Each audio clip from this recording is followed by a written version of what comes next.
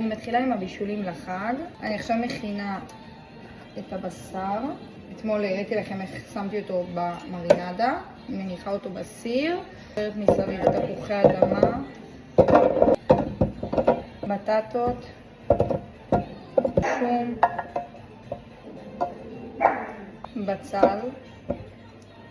אני שופכת את המרינדה שנשארה בקערה גם על הבשר.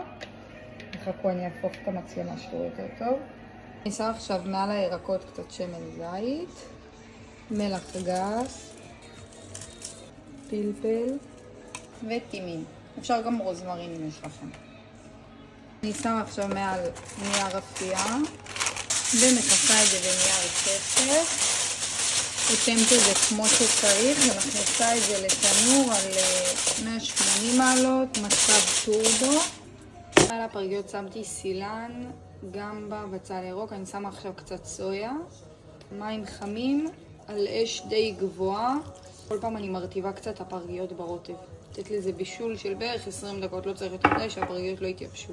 אני מכינה פה עכשיו את הרוטבים לקציצות דגים, שמה שמן. פה שמתי תפוח אדמה, שום, פלפל חריף, גם בגזר. עכשיו לסיר הזה יש לי פה קערה עם שום קטוש, אני מוסיפה לו פפריקה מתוקה. אני עושה אותו רוטב יותר חריימה כזה, פה אני שם את הקציצות טונה. אני שמה כמון, אפשר גם פפריקה חריפה. אני רוצה את הסיר הזה לא לעשות חריף בשביל שהילדים יאכלו אותו גם. מלח.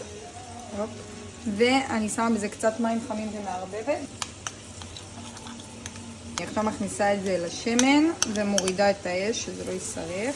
אפשר גם עכשיו להוסיף לפה רצועות פלפל חריף. ואני פותחת את זה בשמן. אני מוסיפה לפה עכשיו רסק מרוכז ופותחת אותו בשמן. פה אני מוסיפה פפריקה מתוקה, חריפה, מלח. אני מוסיפה לפה פחית עגבניות חתוכות דק. אני מוסיפה לסיר הזה מים חמים. זהו, ואני סוגרת אותו לבישול. טוב, אחרי שהרסק היה ככה איזה רבע שעה על הגז, אני מוסיפה לו מים חמים וסוגרת אותו לבישול. אני עכשיו מוסיפה את הקציצות לסיר. אני שמה את הקציצות עם הבורי. הראיתי לכם באחד הוולוגים הקודמים איך הכנתי אותם.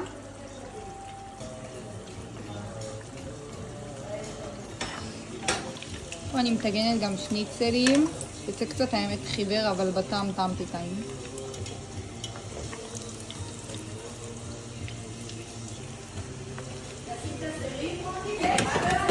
תקצרי את זה קצת.